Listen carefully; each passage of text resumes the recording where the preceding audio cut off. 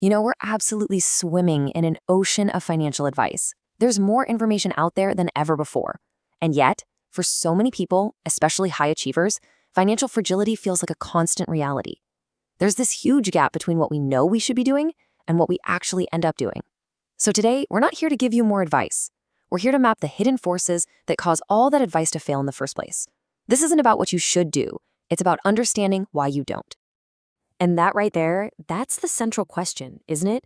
This isn't about finding some new secret tip or a better checklist. It's about figuring out why the entire framework of financial advice so often just crumbles the moment it hits the real world. Think of this as financial behavior physics, not another list of rules to follow. So our first stop is what we call the signal. This is the one counterintuitive truth that really unlocks this whole puzzle. See, the problem isn't that financial advice is always wrong. It's that the fundamental assumption it's all built on is deeply, deeply flawed. It's what you might call a knowledge trap. Okay, so here is that fundamental flaw. On the left, you have the rational agent. This is the theoretical person all financial advice is written for.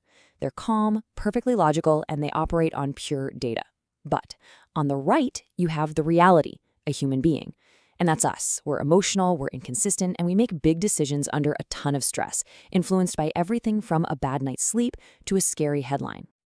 And this really gets right to the heart of the problem. Most financial advice, most of these models, they're built for a predictable machine. The second you introduce real human emotion into the equation, that jolt of fear during a market crash, the temptation when a big bonus finally hits, the social pressure to keep up, those neat, rational models completely fall apart. So that's the signal. The advice we get is basically built for a different species. Now let's look at the pattern. Because this isn't just some abstract theory, this disconnect shows up over and over again, revealing the exact same invisible forces at work, no matter the career, the income, or the stage of life. Take the high-earning executive, for example. They absolutely know the smart, rational move is to invest their bonus. The knowledge is there, 100%. But their environment, that social pressure, the expectations of their peer group, it creates this powerful, invisible current that's often way stronger than their logical plan. The system they're living in simply overrides the information they have. Or think about a creator or a freelancer. The classic advice is have a strict budget. But that advice assumes a stable, predictable world. When your income is all over the place, a rigid budget feels totally disconnected from reality. That real-world condition of uncertainty makes the standard rule almost impossible to follow. So what becomes the default behavior? Spend it while I've got it. And finally, there's the diligent investor. Maybe this one hits close to home. They've got a perfectly crafted, data-driven, long-term plan.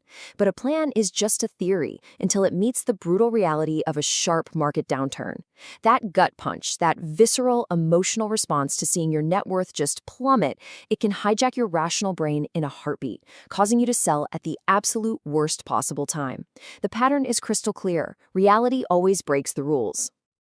Okay, so we've seen the signal, and we've seen this pattern of failure. But why? What's the underlying driver here? Let's dig into the mechanism. This is the real why behind these predictable behaviors. And spoiler alert, it has very little to do with how smart you are or how much discipline you have. A really key concept here is something called decision fatigue. You see, our ability to make good, rational choices is a finite resource. It's like a battery.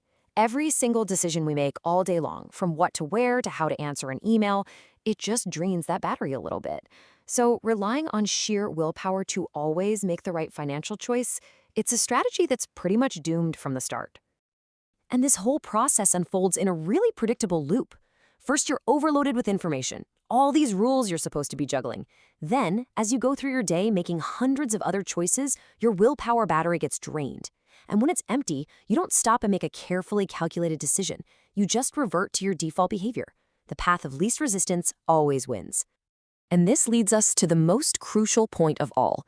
The system you operate within is far more powerful than the knowledge you possess. Your financial outcomes aren't determined by how smart you are. They're determined by your environment, by what your defaults are, and where the friction lies. Now, misunderstanding this mechanism, it comes at a huge cost. Let's take a look at the consequences and focus on a group that, on paper, should be the most secure of all, the fragile high earner. This visual just says it all, doesn't it? You've got a high income flowing in, but it's flowing into a flawed system, which just makes all the leaks and bad habits bigger. The result is this massive disconnect, where earning more money doesn't create more security. It often just accelerates the underlying problem. And that's the real cost.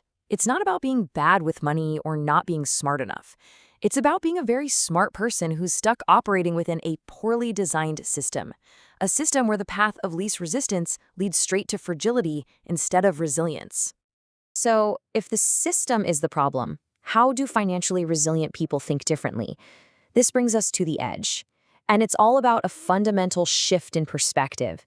It's about moving from being an actor in your own financial life to becoming the architect of it.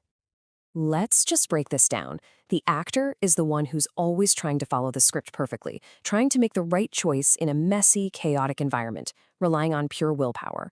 But the architect? They don't try harder. They change the environment itself. They design the stage so that the right choice becomes the default choice, the path of least resistance. And this, right here, is the ultimate takeaway. The edge doesn't come from having some kind of superhuman discipline. It comes from understanding that your future self is going to be tired and tempted and stressed. So you build systems today that protect you from that future self. You design an environment where the right choice is actually the easiest choice to make. So we're not going to end with advice, we're going to end with questions. The whole goal here is to give you a new lens to look through, not a new to-do list. It's time to hold up a mirror to your own financial behavior. Okay, first question, and be honest with yourself on this one.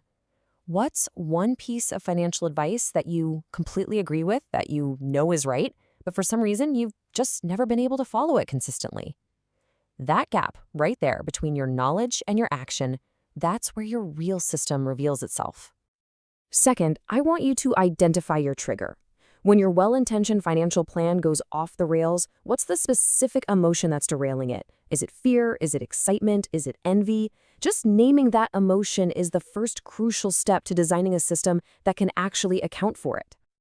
And finally, this might be the most important question of all. When your willpower is totally exhausted and you're just running on autopilot, what system takes over? What is the default path your money follows without you even thinking about it?